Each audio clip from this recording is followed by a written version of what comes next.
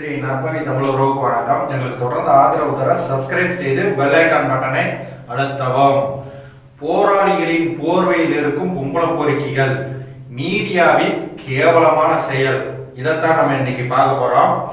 கிண்டியில் உள்ள ஆளுநர் மாளிகையின் முன் கடந்த ஆண்டு அக்டோபர் 25 கருக்கா வினோத் என்பவர் பெட்ரோல் குண்டு வீசி பெரிய ஒரு பரபரப்பை ஏற்படுத்தினார். அவர் கூறிய காரணம் என்னன்னா, நீட்டுக்கு எதிராக நான் தான் அந்த பெட்ரோல் குண்டை வீசினேன் என்று அவர் கூறினார்.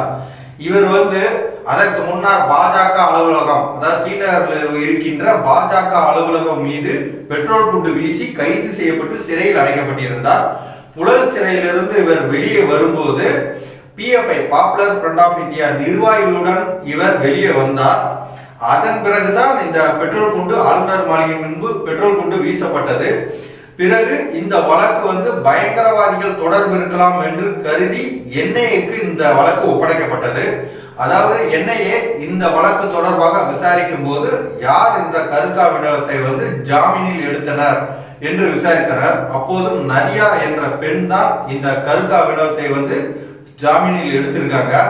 உடனே நதியா அந்த NIA விசாரிக்கும் போது அவர் செல்போனில் ஆராய்ந்த போது அதிர்ச்சிகரமான தகவல் வெளியாயிருக்கு. அது என்னன்னா பல சிறுமிகளின் போட்டோ வீடியோஸ், அந்த பாலியல் சம்பந்தமான அந்த சிறுமிகளை ஈடுபடுத்தியது சம்பந்தமாக அவர் செல்போனில் இருந்து அதிர்ச்சியான NIA இது சம்பந்தமாக மாநில பாலியல் குற்றங்கள் தடுப்பு பிரிவிட்ட இந்த விஷயத்தை ஒப்படைக்கிறாங்க.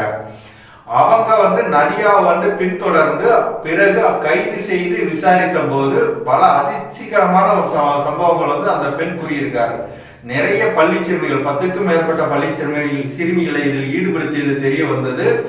மேலும் தன் பிள்ளை, அதாவது நதியாவோட மகளை வைத்துதான் இதை செய்திருக்காரு. அவ கூட படிக்கும் தோழிகளே அவர்களுக்கு ஆசை வார்த்தை காட்டி அவர்களுக்கு நடனத்தை கற்றுத்தருவதாகவும், அதாவது அழகு சாதன சம்பந்தமான விஷயத்தை கற்றுத்தருவதாகவும் கூறி அந்த குழந்தைகளை ஏமாற்றி இருக்கு.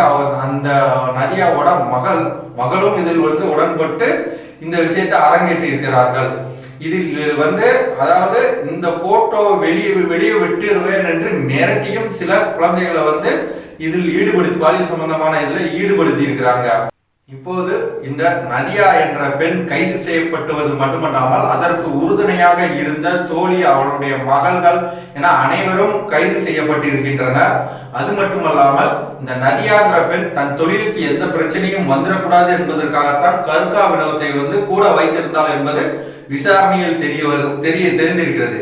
இந்த கருக்கா வினோத் தான் நீட்டுக்கு எதிராக போராளியாக தன்னை காட்டிக்கொண்டார். ஆனா இந்த விஷயத்தை தமிழக மீடியாக்கள் பெரிதாக இதை மக்களிடம் கொண்டு போய் சேர்க்கவில்லை. ஏன்னா ஆளுந்தரப்பு கட்சிக்கு கெட்ட பேர் வாங்கிவிடும் என்ற பயம்தானா என்று தெரியவில்லை.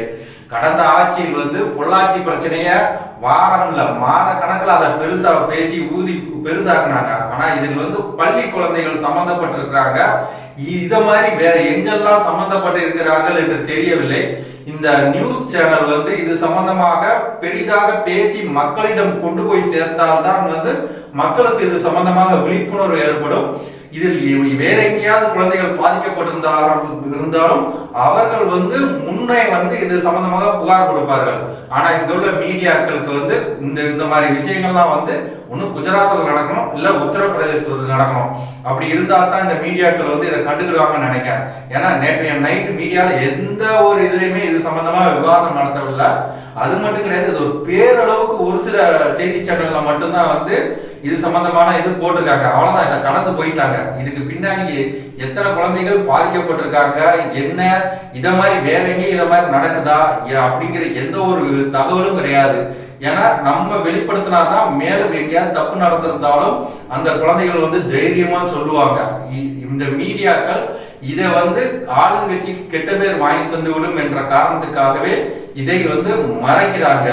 இந்த போலி போராளிகள் இந்த நீட்டுக்கு எதிராக போராளி, இந்த திராவிட குரூப் போராளி, இவங்கெல்லாம் பார்த்தீங்கன்னு கடைசியில லூலு குரூப் இது சம்பந்தமா தான் மாட்டுவாங்கங்கிறது எல்லாருக்கும் நல்லா தெரியும்.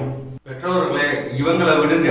நீங்க உங்கள் பெண் குழந்தைகள், ஆண் குழந்தைகள் யாராக இருந்தாலும் இந்த இயந்திரத்தனமான இந்த வாழ்க்கையில சம்பாதிப்பதை மட்டும் குறிக்கோளாக கருதாமல் உங்கள் வீட்டு குழந்தைகளை நீங்கள் கண்காணிங்கள். அவர்கள் பாதுகாப்புக்கு நீங்கள் தான் உத்தரவாதம் கொடுக்க வேண்டும்.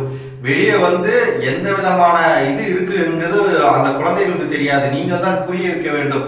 ஒருவேளை பாதிக்கப்பட்டிருந்தால் அதிலிருந்து நீங்க தான் அவர்களை வெளியே கொண்டு வர வேண்டும். சம்பாத்தியம் மட்டும் முக்கியம் என்று நினைக்காதீர்கள். காவல்துறை தான் குற்றத்தை தடுக்க வேண்டும் என்று நினைக்காதீர்கள்.